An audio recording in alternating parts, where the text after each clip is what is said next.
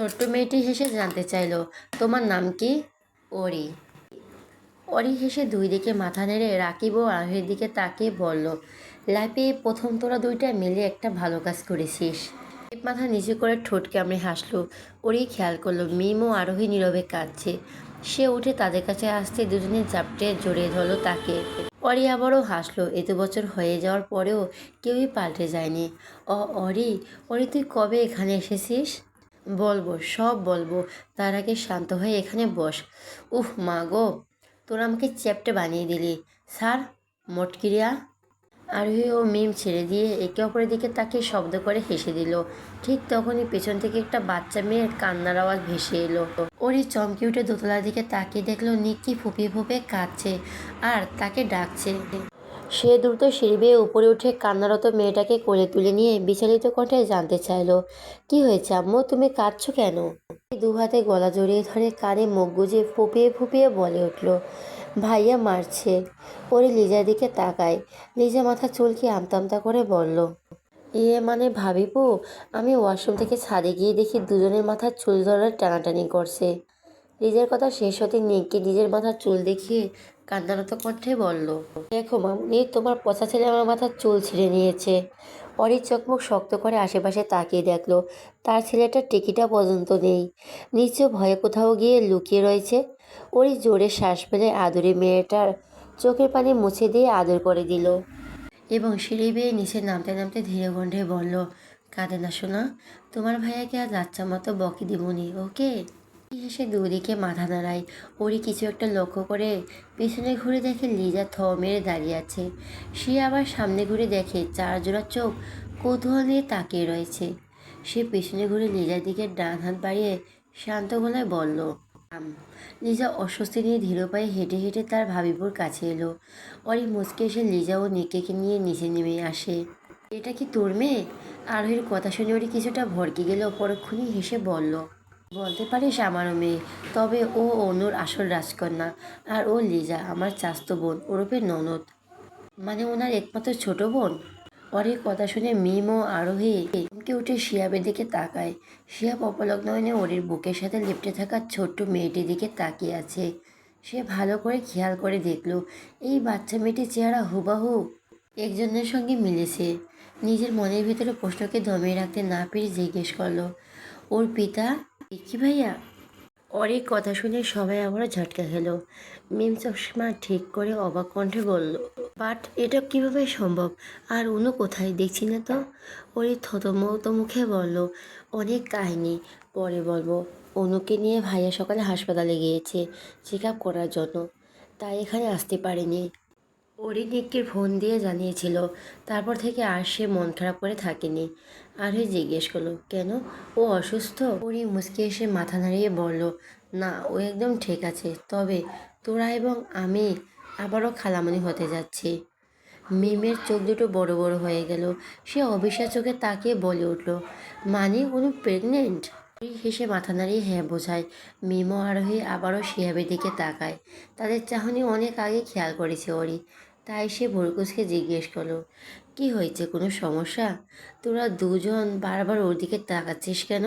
এই কথা শুনে শিয়াব চোখ গরম করে আরোহী ও মিমের দিকে তাকায়। এতে তারা দৃষ্টি সরিয়ে দিয়ে চুপ করে রইল। ওরই অত না ভেবে সবাইকে সোফাতে বসতে বলে এবং সে জিনিসপত্র নিয়ে গিয়ে সবার জন্য নাস্তা নিয়ে এলো। তাকে একা কাজ করতে দেখে আরোহী ও মিম উঠে গিয়ে সাহায্য করতে থাকে। সে আবার চোখে তাকিয়ে থেকে নিকিকে দেখছে। মেয়েটা একদম ওর বাবার মতো হয়েছে, অসম্ভব সুন্দর, দেখতে একদম জীবন্ত পুতুল লাগছে। খিলখিল করে হাসছে আর রাহির সঙ্গে খেলছে। তার পাশে চুপটি করে লিজা বসে আছে। লিওন যতটা ভয়ঙ্কর তার থেকে দ্বিগুণ শান্ত এই মেয়েটা। ভাইয়ের মতো দেখতে হয়নি, হয়তো তার মায়ের মতো নয়তো বাবার মতো দেখতে হয়েছে, তবে বিদেশি বিদেশি কিছুটা ভাবই আছে। গায়ের রং স্বাভাবিকের চেয়েও দ্বিগুণ সাদা, গালগুলো রক্তিম হয়ে আছে। অচেনা মানুষদের দেখে লজ্জা পাচ্ছে। মাথার ডাক বাউন চুলগুলো পিছু পর্যন্ত। লিওনের মতো আর কিছু পাক বা না পাক, তবে সৌন্দর্যটা ঠিকই পেয়েছে। সেই সঙ্গে ছোট্ট বাচ্চা মেয়েটিও বাপের মতো ধলাবিলেই হয়েছে। দেখে কেউ সহজে বুঝতে পারবে না এই মেয়ে দুটো বাংলাদেশি। মম, তুমি কোথায়? মম। ছেলের কণ্ঠস্বর শুনে রাকিব ও শিহাব সিঁড়ির দিকে তাকায় এবং তাদের চোখ দুটো বড় বড় হয়ে যায়। এইদিকে ড্রয়িং রুমে অপরিচিত ব্যক্তিদের দেখে লুহান থমকে গেল। অবশ্য তাদের বলেছিল ওরি আজ তার বন্ধু মহলের সদস্যরা আসবে, তাই অত রিয়াক্ট করে না, বরং আশেপাশে তাকিয়ে তার মমকে খুঁজে। গলার আওয়াজ পেরে ওই রান্নাঘর থেকে বেরিয়ে এলো ড্রয়িং রুমে।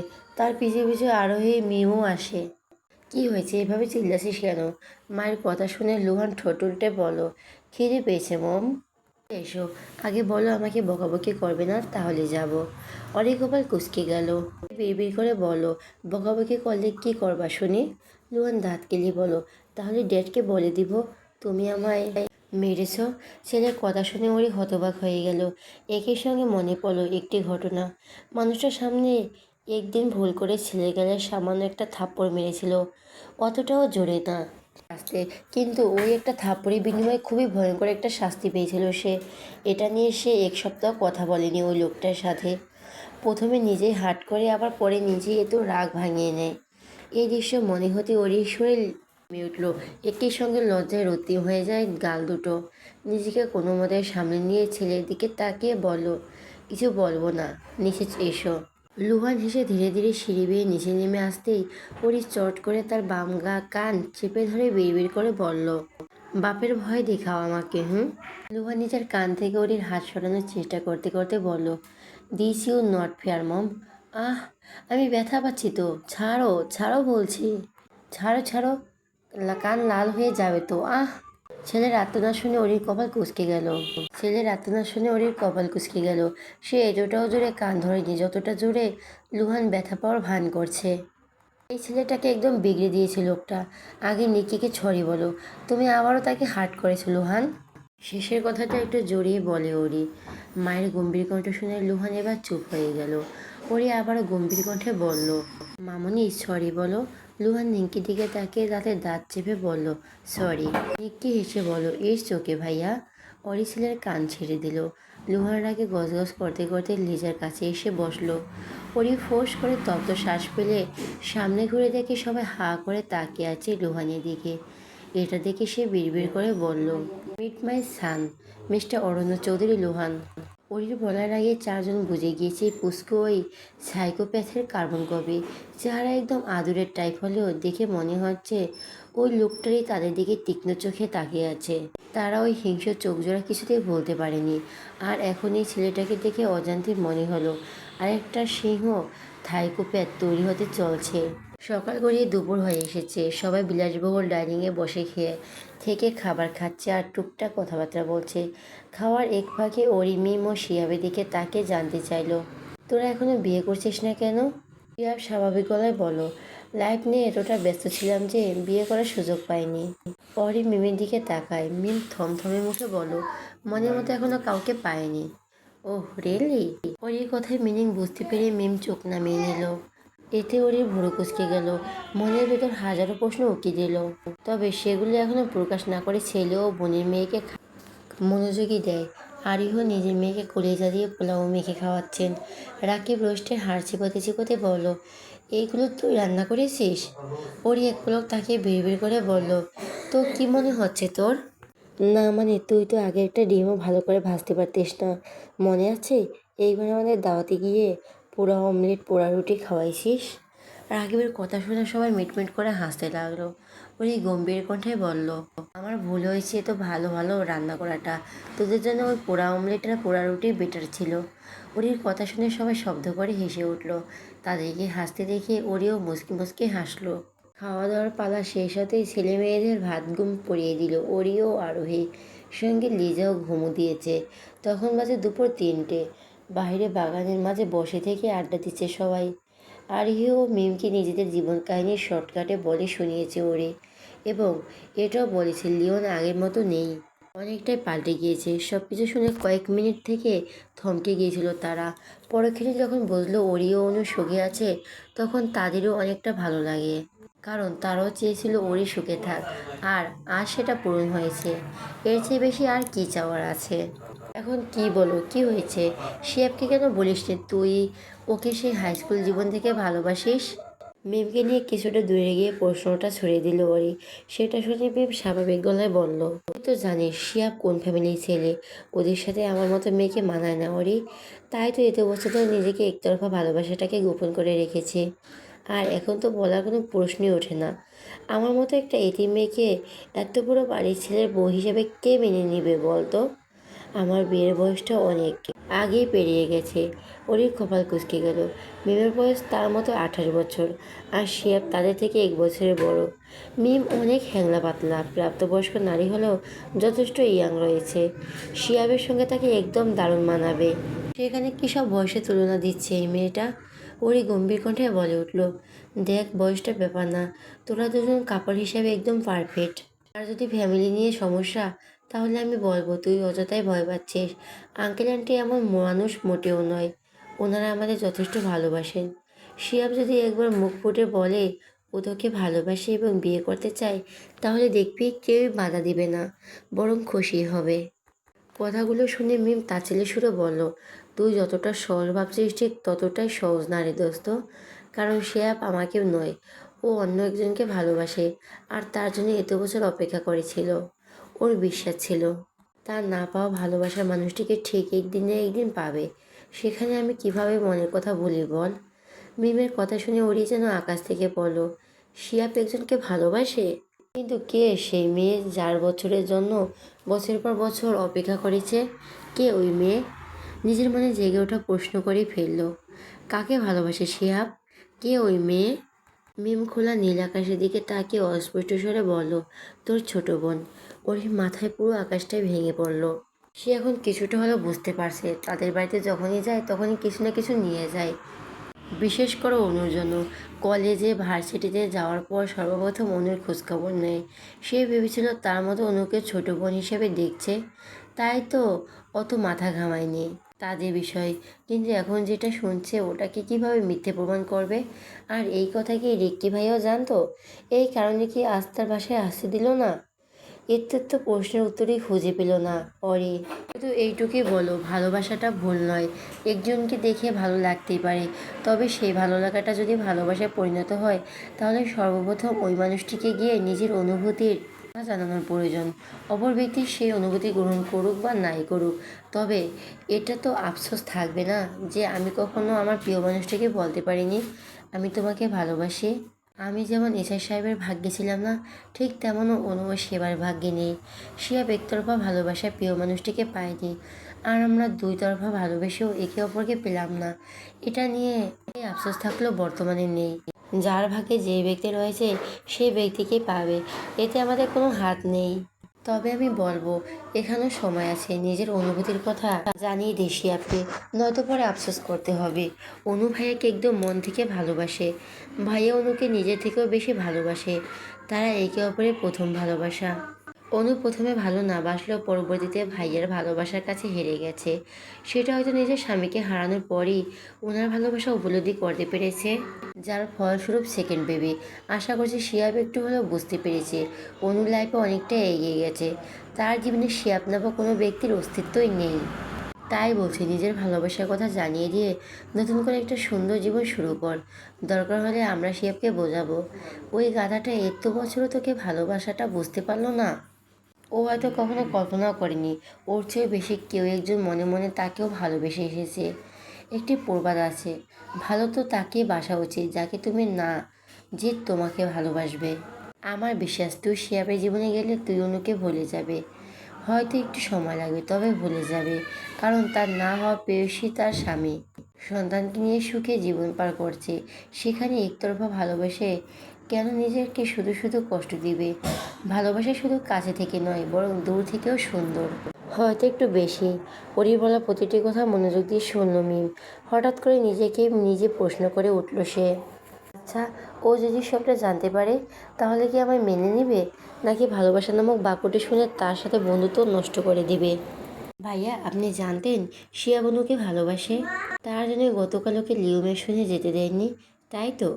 পরীর কথা শুনে রেখে চমকে উঠে পেছনে ঘুরে তাকায়। সে স্কুলের মেয়েকে নিতে এসেছিল। আজ লাঞ্চের টাইমে বাড়িতে যাওয়ার পথে এখানে এসেছে, কারণ অনু তার উপর ভীষণ রেগে আছে, আর রাগ করাটাও স্বাভাবিক। সে গতকাল রাগের মাথায় একটু বেশি রুড বিহেভিয়ার করে, যার ফলে মেয়েটা সারাদিনই কেঁদে বাড়ি মাথায় তুলে ফেলেছে। অন্য একটি রুমে ঢুকে ভেতর থেকে লক করে রেখেছে। গতকাল থেকে এই পর্যন্ত মেয়েটাকে রুম থেকে বের করতে পারেনি। খাবার পানি সব ড্রোনের মাধ্যমে জানলা দিয়ে রুমের ভিতর পাঠিয়েছে, সঙ্গে অসংখ্য চিরকুটো। তবুও মেয়েটা রাগ ভাঙাতে সক্ষম হয়নি। এসব ভেবে ফোঁস করে শ্বাস ফেলে ধীরে কণ্ঠে বলল, জানি না ও ভালোবাসে কিনা, তবে এটুকু বুঝতে পেরেছিলাম ওই ছেলের মনে অনুর জন্য অনুভূতি রয়েছে এবং পছন্দও করে। তাই ওর সাথে অনুকে সহ্য করতে পারতাম না। বলতে পারেন ভীষণ বাজেভাবে জেলাস ফিল করেছি। ওই ছেলের জন্য নিজের অনুভূতি ভালোবাসা না চাইতেও আপনার ছোট বোনের কাছে প্রকাশ করেছিলাম, কারণ জানতাম আমি এক সময় আপনার বোনের আমার প্রয়োজন ছিল। আপনার হদিশ এবং আপনার সব খোঁজখবর আমার কাছেই ছিল। তাই আপনার বোন না চাওয়া সত্ত্বেও আমার ভালোবাসা গ্রহণ করতে বাধ্য হয় এবং বিয়েও করে নেয়। আমি জাস্ট পরিস্থিতির একটু সুযোগ নিয়েছি নিজের ভালোবাসা মানুষটিকে আপন করে নেওয়ার জন্য। আপনার বোন ভেবেছিল আমি ওর প্ল্যানে না বুঝে পা দিয়েছি, কিন্তু আপনার বোন জানতোই না ও নিজে আমার প্ল্যানে অজান্তে পা ফেলেছে। আসলে আমিও একটু লিওনের মতো নিজের ভালোবাসা মানুষটিকে অন্য কারোর সাথে সহ্য করা জাস্ট ইম্পসিবল। তাই তো একটু কিছু হয়ে যাওয়ার পরও ওই ঘুরে ফিরে আপনার বোনের কাছেই এসেছি। উড়নচণ্ডী আমার জীবনের প্রথম ও শেষ প্রেম। তাহলে ওকে কীভাবে ছেড়ে দিতাম বলুন তো ভাবিজান। ওর নিজের ভাষা হারিয়ে ফেলে। সে রিকিকে যতটা বোকা ভেবেছিল, এ তো তার থেকে বেশি চালাক। কী সুন্দর করে নিজের ভালোবাসা মানুষটিকে ছিনিয়ে নিয়েছে, অথচ তারা কেউ বিন্দুমাত্র টের পেল না। আসলে এরা দুই বন্ধু একই ঝাড়ের দুটো বাঁকা বাঁশ। ওরই কিছুক্ষণ চুপ থেকে জানতে চাইলাম গতকাল কেন ওনাকে আসতে দেয়নি। কারণ আমি চাইনি আমার বউ ওই ছেলের সামনে থাকুক। হয়তো সে ওই ছেলেকে ভালোবাসে না, কিন্তু ওই শালা আজও আমার বউকে ভালোবাসে। তাই কোনো রকম রিস্ক নিতে চাইনি। বলতে পারেন যখন থেকে শুনেছি ওই ছেলের সঙ্গে দেখা হয়েছে এবং রেস্তোরাঁ রেস্টুরেন্টে বসে হেসে হেসে গল্প করেছে, তখন থেকে আমি জেলাস ফিল করেছি। তার ফলস্বরূপ গতকাল লিও মেশনে যেতে দেয়নি। পরে অদ্ভুত চোখে রিকির মুখের দিকে তাকিয়ে থাকলো। দুই বাচ্চার বাপ হতে চলছে আর এই লোকটা কিনা এখনো জেলাস ফিল করছে। এরা দুই বন্ধু আসলে কোন মাটি দিয়ে তৈরি? এরা তো অদ্ভুত কেন, হোয়াই? নিজের মনে বিড়বিড় করতে করতে বলে উঠল, আপনাকে আর আপনার বন্ধুকে পাবনা পাগলাগারদে ভর্তি করিয়ে দিতে পারলে খুব খুশি হতাম। আমাদের দুই বোনের জীবনটা অতিষ্ঠ করে দিয়েছেন আপনারা। তবে এইটুকু নিশ্চয়ই এতদিনে জেনে গিয়েছেন আমার ছোটো বোনটা কেমন। আমি সব কিছু সহ্য করে নিলেও ও কিন্তু ছেড়ে দেওয়ার পাত্রী নয়। আর এখন প্রেগনেন্সির সময় তোর মুড সুইং খুব বাজেভাবে হয়। আপনার বউকে সামলাতে সামলাতে দেখা যাবে আপনি এক সময় চিল্লিয়ে বলবেন, ছেড়ে দেবো, একটু কেঁদে বাঁচি। ভাবিজনের কথা শুনে রিক্কির চোয়াল ঝুলে পড়ল, কারণ তার বউ অলরেডি নিজের আসল রূপে ফিরে এসেছে। গতকাল থেকে একটু শান্তিতে থাকতে পারেনি, বউয়ের চিন্তায়। সে কি রাগ দেখাবে? উল্টো তার বই পাহাড় সমান রাগ দেখিয়ে নিজেকে রুমের ভেতর আবদ্ধ করে নিয়েছে। রিকি দীর্ঘশ্বাস ফেলে বিড়বিড় করে বলে উঠল, আপনার কথাগুলো খুব শীঘ্রই ফলতে চলছে ভাবিজান। এখনই চিৎকার করে বলতে ইচ্ছে করছে, হে খোদা, কেন যে প্রেমে পড়লাম, কেন যে ভালোবাসলাম, কেন যে এই বিচ্ছু মাইয়াকে বিয়ে করলাম। ধুর ধুর ধুর, পুরো জিন্দিগিটাই লস প্রজেক্ট। 1 মাস পরের কথা, শুনলাম তুই নাকি আমার ছোট বোনকে ভালোবাসিস। এটা সত্যি? সে আর চমকায় না, কারণ সে আগেই জানতো ওরই সবটা একসময় জেনেই যাবে। তাই নিজেকে সে এমন প্রশ্নের সম্মুখীন হওয়ার জন্য প্রস্তুত রেখেছিল। তাই সে ছোট্ট করে জবাব দিল, ওরই ধীর কণ্ঠে বলল, কিন্তু অনু তোকে কখনোই ভালোবাসেনি। সবসময় বড় ভাইয়ের নজরেই দেখে এসেছে। আর ওর এখন একটা ছোট্ট সংসারও রয়েছে। তোর না হওয়া ভালোবাসা মানুষটি সুখে আছে। তাহলে কেন এখনও নিজেকে কষ্ট দিচ্ছিস? অতীতে ভুলে কেন লাইফের মুভ অন করছিস না? অনু তোর একতরফা ভালোবাসা ছিল। আমি তোর ভালোবাসাকে ছোট করছি না, তবে এইভাবে আর কতদিন চলবে শিয়াব? সামনে তো সুন্দর একটা ভবিষ্যৎ পড়ে আছে। আঙ্কেল আন্টিও তো চান তার সংসারটা গুছিয়ে দিতে।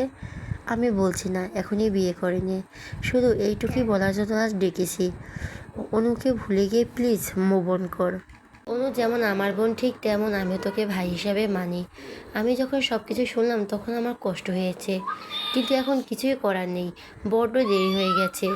তুই একটু ভালো করে আশেপাশে চেয়ে দেখ, তোকেও কেউ না কেউ একজন প্রতি রাতে দু হাত তুলে চেয়ে আসছে, অথচ তুই এখনো মরিচিকার পিছনে ঘুরে বেড়াচ্ছিস। শিয়াব চুপ করে নীল আকাশের দিকে তাকায়। সত্যিই তো, তার না পাওয়া প্রিয় মানুষটি আর সুখে আছে আমি সন্তানকে নিয়ে, সেখানে তার কোনো অস্তিত্বও নেই। তাহলে কেন সে শুধু শুধু নিজেকেও নিজের পরিবারকে কষ্ট দিচ্ছে? জোরে একটা দীর্ঘশ্বাস ফেলে সে বলল, হয়তো তুই ঠিকই বলছিস, আমাদের ভাগ্যে নেই সেটা হাজারবার চাইলেও পাওয়া সম্ভব নয়।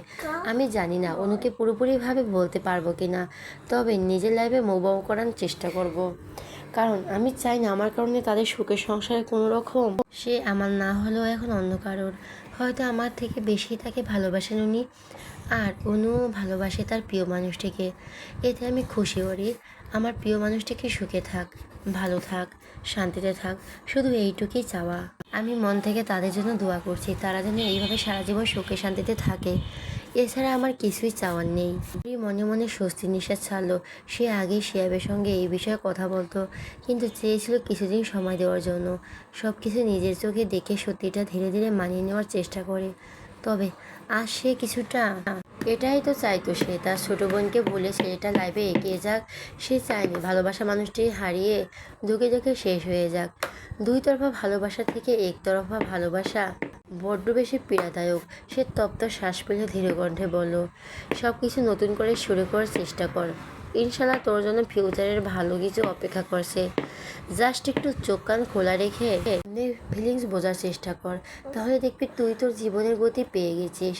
শিয়াব ঘাড় ঘুরিয়ে ওর দিকে তাকিয়ে ভুরু কুচকে জানতে চাইল, কবে থেকে তো ঘুরিয়ে পেঁচিয়ে কথা বলা শুরু করছিস? যা বলার স্পষ্ট করে বল, আমি তোর কথার সম্পূর্ণ মিনিং বুঝতে পারছি না। ওরি নিজের বাম হাতের কবজিতে বাঁধা ঘড়ির দিকে তাকিয়ে দেখলো 11:30 বেজে গেছে। পেছনে এক পলক তাকিয়ে দেখলো গার্ডগুলো দাঁড়িয়ে আছে। সে মূলত স্কুলের পাশের বাগানে এসে শিয়াবের সঙ্গে কথাবার্তা বলছে। সে সোজা হয়ে দাঁড়িয়ে ধীরে কণ্ঠে বলল, যদি বলি কেউ একজন তোকে খুব ভালোবাসে এবং সেই মেয়েটি তোকে তার মোনাজাতে চেয়ে আসছে, তাহলে বিশ্বাস করবি? ওর এই কথা শুনে শিয়াব কিছুটা অবাক হলো। কৌতূহল হয়ে জিজ্ঞেস করলো, সে কে? সে, আমি কি তাকে চিনি? না মানে এই পর্যন্ত কম তো প্রপোজ পাইনি। ওরি হেসে শিয়াবের বাহুতে আস্তে করে ঘুষি মেরে বলল, ভাগ্যিস কারোটা অ্যাকসেপ্ট করিস নি, নয়তো আজ কেউ একজন বেঁচে থাকাকালীন তার আত্মাটা মরে যেত। ওই মেয়েটা তোকে একটু বেশিই ভালোবাসে শিয়াব। আই হোপ তুই সুখী হবি। কে সেই মহান ব্যক্তি যে আমার মতো একটা ছেঁকা খাওয়া অধম মতিকে ভালোবাসলো? বলবো না, কারণ আমি তাকে কথা দিয়েছি। সো তুই খুঁজে নে, তবে এইটুকু হেল্প করছি। তুই তাকে চিনিস এবং অনুকে ভালোবাসার আগে থেকে ওই বোকা মেয়েটা মনে মনে তোকে ভালোবেসে এসেছে এবং এখনও তাকে ভালোবাসে। শিয়াব ঠোঁট কামড়ে কিছুক্ষণ চোখ থেকে বের করে বলল, তাহলে এতদিন আমাকে কেন বলেনি? কারণ তুই বড়লোক ফ্যামিলির ছেলে, তোদের সাথে তার যায় না, এটা ওনার মন্তব্য। শিয়াব আবারও চুপ হয়ে গেল। চোখ বুজে লম্বা একটা শ্বাস নিয়ে ধীর কণ্ঠে বলল, তোর বান্ধবীকে বললিস আমি তাকে ধরে ফেলেছি? ওরই শব্দ করে হেসে কাঁধ চাপড়ে বলল, এই না হলে আমার বন্ধু? আমি যতটা তোকে গাধা ভেবেছি তুই ততটাও নস। মাথায় ফাঁকা খুলির মাঝেও একটু হলেও ব্রেন রয়েছে। That's like a good boy. Shiyab ঘাড় কাত করে ভরে উঠিয়ে বলো, আমাদের সুনাম করছিস নাকি দুর্নাম করছিস? দুটোই। ভালো হলি না তুই। যাই হোক চল, তোকে এগিয়ে দিয়ে আমিও অফিসে যাব। ওরই মাথা ধরে সম্মতি দিয়ে হাঁটতে লাগলো এবং শিয়াবের সঙ্গে টুকটাক কথাবার্তা বলতে থাকলো। স্কুলের কাছে এসে তারা থেকে বিদায় নিয়ে চলে যায় শিয়াব। ওরিও হাত নেড়ে বিদায় দিয়ে স্কুলের ভিতরে চলে গেল। বাচ্চাদের ছুটির সময় ঘনিয়ে আসছে। সে একটা ফাঁকা বেঞ্চের উপর বসে থেকে লুহানো নিকির জন্য অপেক্ষা করতে থাকে এবং মনে মনে দোয়া করতে শুরু করলো, যেন ওই এতিম মেয়েটা এত বছরের নিঃস্বার্থ ভালোবাসাটা গ্রহণ করে নেন শিয়াব, নয়তো এই মেয়েটা ভেতর থেকে শেষ হয়ে যাবে। জ্বর থেকে 7 দিন পর পুরো সুস্থ হয়ে উঠল মিম, কারণ ওই দিন বৃষ্টি পানিতে ভেজার কারণে শরীর ভাল্লুকের মতো জ্বর চলে এসেছে। এত মেডিসিন দিয়েও কাজ দেয়নি। অবশেষে আজ জ্বরে থেকে মুক্তি পেয়েছে। ঘুম থেকে উঠে ফ্রেশ হয়ে বাইরে বেরিয়ে এলো। সে একা একটা মানুষ, তাই ছোট্টখাটো একটা বাসা ভাড়া নিয়ে থাকে। 2টো রুম, একটি রান্নাঘর ও ড্রয়িং রুম মিলিয়ে এই বাসাটা। সে ধীর পায়ে হেঁটে রান্নাঘরের দিকে গেল। অসুস্থ হওয়ার ফলে ছুটি নিয়েছে। এমনিতেই তার শরীরটা বেশ কিছুদিন ধরে খারাপ যাচ্ছে। হঠাৎ হঠাৎ ভীষণ দুর্বলতা অনুভব করছে, সঙ্গে মাথাটাও চক্কর দিয়ে উঠছে। ডক্টরের কাছে গিয়ে চেক আপ করার জন্য জানতে পারে অনিয়মিত খাওয়া দাওয়া, ঘুম ও অতিরিক্ত টেনশন করার ফলে শরীরটা দুর্বল হয়েছে। তার উপর শরীরে রক্তও কম দেখা গিয়েছে। এসব ভেবে ফোঁস করে একটা নিঃশ্বাস ছাড়ল মিম। লাস্ট কবে রান্না করেছিস সেটাই ভুলতে বসেছে। ও বেশিরভাগ শুকনো খাবার খেয়ে স্কুলে চলে যেত। লাঞ্চের টাইমেও বাইরে থেকে কলা পাউরুটি নেয়, নয়তো কেক খেয়ে নিত। বাসায় ফিরতে ফিরতে সন্ধ্যা হয়ে যায়, তাই আর ক্লান্ত শরীরটা নিয়ে রান্না করতে পারে না। রাতেও শুকনো খাবার নয়তো গরম পানি করে কাপ নুডলস নিয়ে নিজের কাজকর্ম শেষ করে ঘুমিয়ে যেত। আবারও পরের দিন থেকে একই রুটিনে চলতো। নিজের শেষ সম্বল মা নামক মানুষটিকেও হারানোর পর সে নিজেও নিজেকে হারিয়ে ফেলেছে। নিজের জীবনটা ছন্নছাড়া হওয়ার সাথে সাথে মায়াটাও চলে গেছে।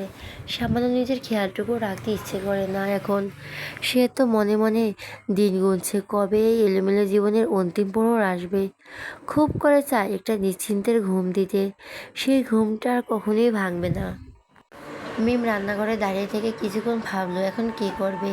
চোখে চশমা ঠিক করে ময়দার বক্স বের করে একটা পাত্রে ঢেলে তেল, লবণ ও পানি দিয়ে মাখতে শুরু করলো। আপাতত পুরোটা ও ডিম ভাজায় চলবে তার। দুপুরে না হয় ভর্তা ভাত বসিয়ে দিবে। ময়দা মাখানোর সময় কলিং বেল বেজে উঠলো। এতে কিছুটা চমকে গেল মিম। এই সাত সকালে আবার কে এলো? সে ভাবতে ভাবতেই বেরিয়ে এলো।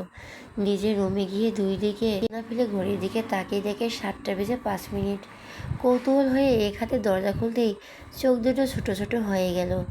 সে ভুরু উঁচিয়ে জিজ্ঞেস করলো, আর সূর্যটা কোন দিকে উঠেছে? স্বয়ং সশরীরে শিয়াল এসে হাজির।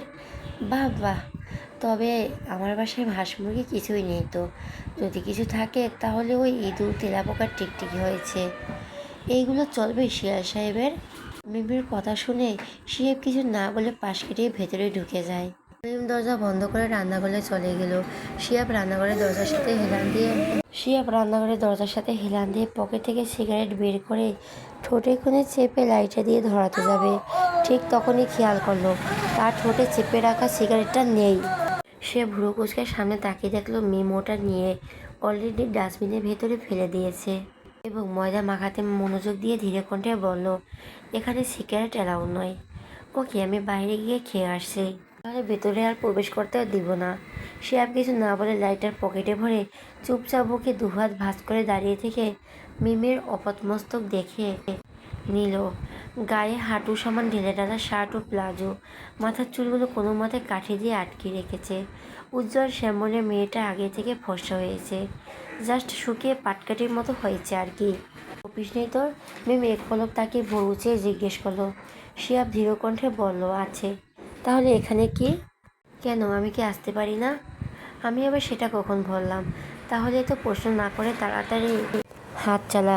খুব খিদে পেয়েছে, আর উড়ির মতো পোড়া রুটি খাওয়ালে তোর খবর আছে আজ। মেয়ের কপাল কুঁচকে গেল। সে পরোটা বেলতে বেলতে বিড়বিড় করে বলে উঠল, ও তোকে আধা পোড়া খাওয়ানো ছিল, আর আমি তোকে আজ পুরোটাই পোড়া খাওয়াবো। জাস্ট ওয়েট শিয়াল বেপি। শিয়াব মুচকি এসে এগিয়ে এসে কাউন্টার উপর বসলো। মিম ফ্রিজ থেকে ফুড ডালা বের করে শিয়াবের সামনে রেখে বলল, আপাতত এগুলো খেয়ে পেটের ইঁদুরটাকে ঠান্ডা কর। শিয়াব একটা মালটা তুলে নিয়ে খোসা ছাড়াতে ছাড়াতে ধীরে কণ্ঠে বলল, বিয়ে কবে করবি? দিন দিন বুড়ি হয়ে যাচ্ছিস, সেই দিকে খেয়াল রয়েছে? বিয়ে করে আমি কি করব? কেন, সংসার করবি, স্বামীর সেবা যত্ন করবি, বছর শেষে 2 হালি করে বাচ্চা জন্ম পয়দা করবি, ব্যাস। আমার এই সময় মন নেই। আচ্ছা, তুই কবে বিয়ে করবি বল তো? নাকি এখনও ওকে বলতে পারছিস না? চেষ্টা করছি ও নিজের স্বামী সন্তানকে নিয়ে হাসি খুশি থাকুক। মিম তাওয়াতে হালকা করে তেল দিয়ে গরম করে একটা পরোটা মেলে দিয়ে স্বাভাবিক গলায় বলল, হ্যাঁ, এটাই সবার জন্য ভালো। ভাবতেছি বিয়ে করব, মেয়ে খুঁজে দিস। শিয়াবের কথা শুনে মিম থমকে যায়। পরক্ষণে নিজেকে সামনে নিয়ে ধীর কণ্ঠে বলল, আমি বাচ্চাদের পড়াই, কোনো বিয়ের ফটক নই। সমস্যা নেই, আমার বিয়েটা দিয়েই না হয় শুরু কর। বকশিস হিসাবে তোকে একটা 90 বছরের জোয়ান সুগার ড্যাডি দিমু। মিম রেখে খঞ্জিটা তুলে দাঁত চেপে বলল, আর একটা বাজে কথা বলি, গরম খন্তির ছ্যাঁকা দিমু তোর মুখে। শিয়াব হঠাৎ ঝুঁকে এসে ফিসফিসিয়ে বলল, আর ইউ জেলাস পসাডিম? মিম হকচকে গেল। একই সঙ্গে নজরে সরিয়ে নিয়ে বললে, আমি কেন জেলাস ফিল করতে যাব? আশ্চর্য! জেগে জেগে স্বপ্ন দেখাটা বন্ধ কর। শিয়াব হালকা এসে সোজা হয়ে বসে এক ফালি কমলার টুকরো মুখে পুড়ে বিড়বিড়িয়ে বলল, তাহলে আমার ফিউচার বউয়ের হক নষ্ট করতে চাচ্ছিস কেন? মিম অদ্ভুত চোখে তাকায়। সে খুন্তি উছিয়ে কিছু বলার জন্য মুখ খুলতেই তার মুখের ভেতরে কমলার টুকরো ঢুকিয়ে দিল। এতে চোখ দুটো বড় বড় হয়ে যায় মিমের। শিয়াব চুলের দিকে ইশারা করে বলল, তোর মতো পরোটাও পড়ছে। মিম চট করে সামনে তাকিয়ে দ্রুত পরোটা নামিয়ে নিল। নিচে তলা কিছুটা পড়ে গেছে, তবে সে আর কিছু না বলে চুপচাপ পরোটা ভাজতে মন দেয়।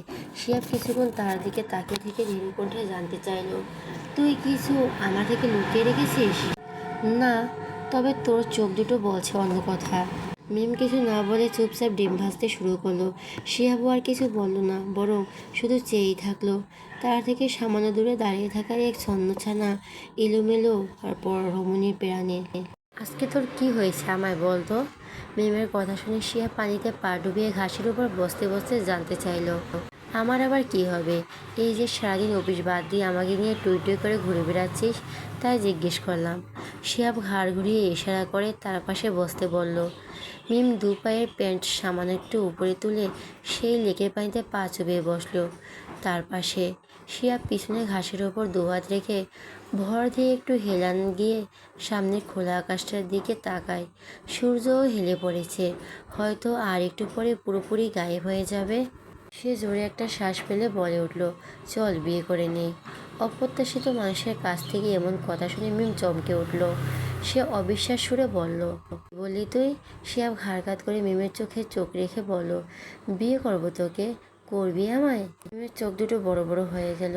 পরক্ষণে কিছু একটা ভেবে ধীর কণ্ঠে বলল, মজা করা বন্ধ কর। আই অ্যাম সিরিয়াস মিম। শিয়াব সোজাসাপটা জবাব দিল। মিম সোজা হয়ে পানির নিচে দিকে নজর রেখে বিড়বিড় করে বলল, হঠাৎ করে মাথায় বিয়ের ভূত কীভাবে চাপলো? আমার জুনিয়ররা বিয়ে করে 3-4টা বাচ্চার বাপ হয়ে যাচ্ছে, আর এই দিকে আমি এখনও সিঙ্গেল। ভাবছিলাম প্রেম করে বিয়ে করব, কিন্তু আমি যাকে চাইলাম এখন সে অন্য কারো। পরিবার থেকে আমাকে অনেক বিয়ের জন্য চাপ দিচ্ছে, তাই ডিসিশন নিয়েছি বিয়ে করব।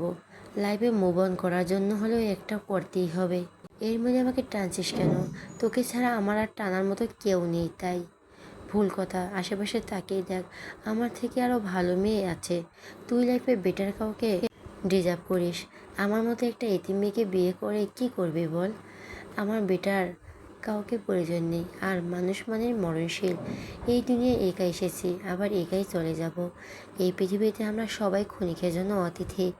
এই যে আজ তোর সাথে এখানে বসে কথা বলছি, কাল নাও থাকতে পারে। কেউ কারো জীবনে গ্যারান্টি দিতে পারবে না, তাই এই এতিম হওয়ার অজুহাত একদম দিবি না। আমাকে তোদের ফ্যামিলির সাথে মানায় না। সমস্যা নেই, মানিয়ে নিব। আমার বয়স হয়েছে। আমার কচি মেয়েদেরকে বিয়ে করার কোনো ইন্টারেস্ট নেই। আঙ্কেল আন্টি মানবে না আমায়, তাদেরকে মানানোর দায়িত্ব আমার। আমি যদি রাজি না হই তাহলে? এত বছর আমার ভালো রূপটা দেখছিস, রাজি না হলে খারাপ রূপটা দেখবে। একজনকে হারিয়ে আমি দেবদাসের মতো থাকতে চাই না। জীবনকে নতুন করে আরেকটা সুযোগ দিতে চাচ্ছি। তোর হাত ধরে সব কিছু নতুন করে শুরু করতে চাই। তুই আমার প্রথম ভালোবাসা না হলেও শেষ ভালোবাসা হবি। তোকে আঁকড়ে ধরে শেষ নিঃশ্বাস অবধি বেঁচে থাকতে চাই।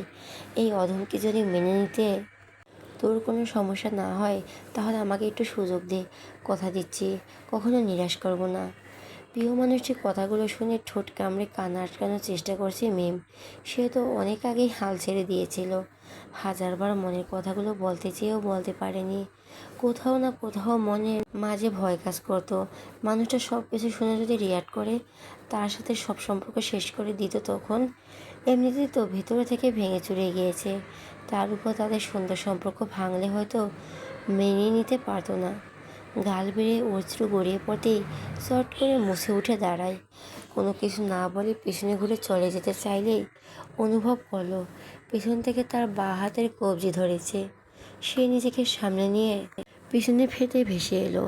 এখন আমার প্রশ্নের কোনো উত্তর পেলাম না। মিম নিজের হাত ছাড়িয়ে নিয়ে চলে যেতে যেতে বিড়বিড় করে বলল, আঙ্কেল আন্টি যদি আমাকে মেনে নেয় তাহলে আমার কোনো আপত্তি নেই। কবে ফিরবেন? লিওন কাঁটা চামচ দিয়ে কফি বিপ ফ্রাইয়ের অংশ মুখে পুরে ল্যাপটপের দিকে তাকিয়ে চিবোতে চিবোতে বলল, মাত্র তো 1 মাস 10 দিন হয়েছে, এখনও 3 মাস 20 দিন বাকি রয়েছে। স্বামীর কথা শুনে ওরির মুখটা কালো হয়ে গেল, তবে কিছু না বলে গালে হাত দিয়ে তাকিয়ে থাকলো।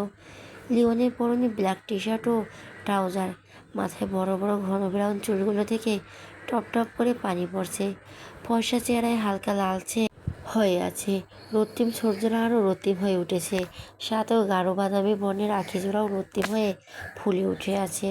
স্বামীকে পর্যবেক্ষণ করতে করতে ভুরু কুঁচকে গেল ওরির।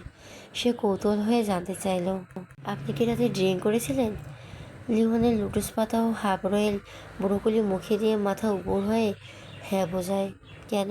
লিওন স্বাভাবিক গলায় বলল, রাতে তোকে খুব মনে পড়ছিল, তাই নিজেকে একটু শান্ত করার জন্য খেয়েছে। ওরি কিছু না বলে চুপ করে থাকলো। লিওন পানি খেয়ে জিজ্ঞেস করলো, ডিনার করেছিস?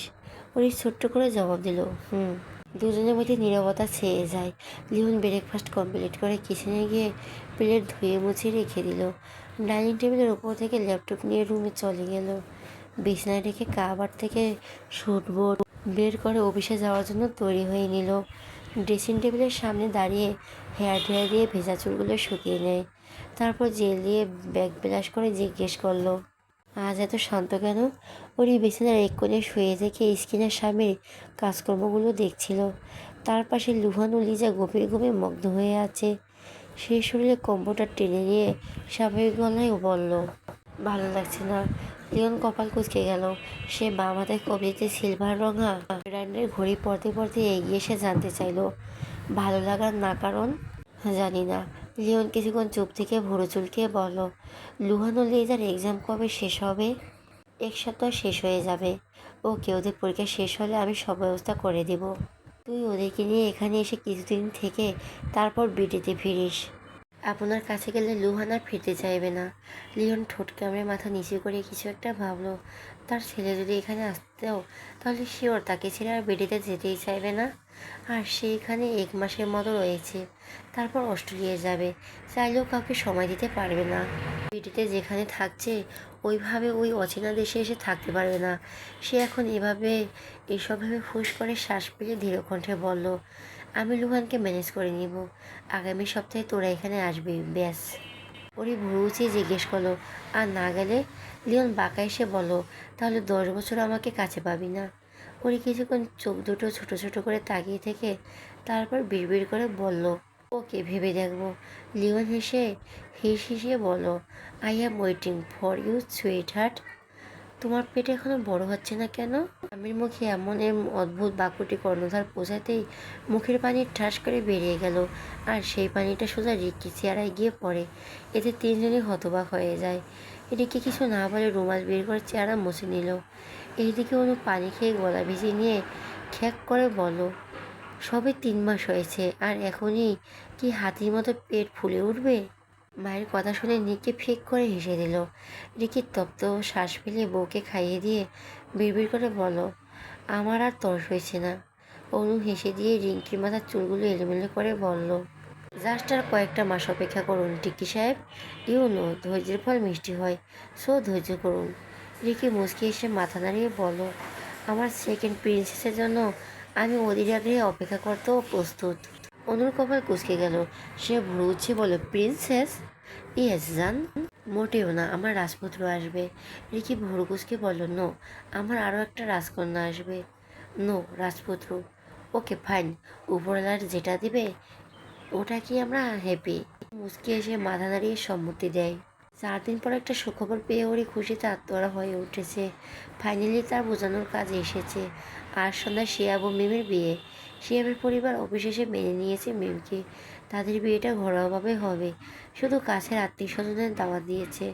গতকাল রাতে শিয়াব নিজে এসে বিয়ের কার্ড দিয়ে যায় তাকে। প্রথমে বিয়ের কার্ড দেখে ওরই খুব ভয় পেয়ে গেছিল, কিন্তু পরক্ষণই কার্ডের ভেতর মিমের নাম দেখে হেসে দেয়। উপরওয়ালার কাছে লাখো শুক্রিয়া আদায় করে তাদেরকে মিলিয়ে দেওয়ার জন্য। বিয়েতে না গেলে হয় না?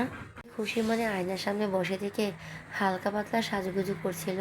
তখন লিওনের বলা কথাটা শুনে সে অবাক হয়ে পিছনে ঘুরে ল্যাপটপের স্ক্রিনের দিকে তাকায়। এখানে এখন বিকেল হয়ে ওখানে ভোর রাত। উনি অবাক কণ্ঠে জিজ্ঞেস করলো, বিয়েটা পারিবারিকভাবে হচ্ছে, সেখানে গেলে কি সমস্যা?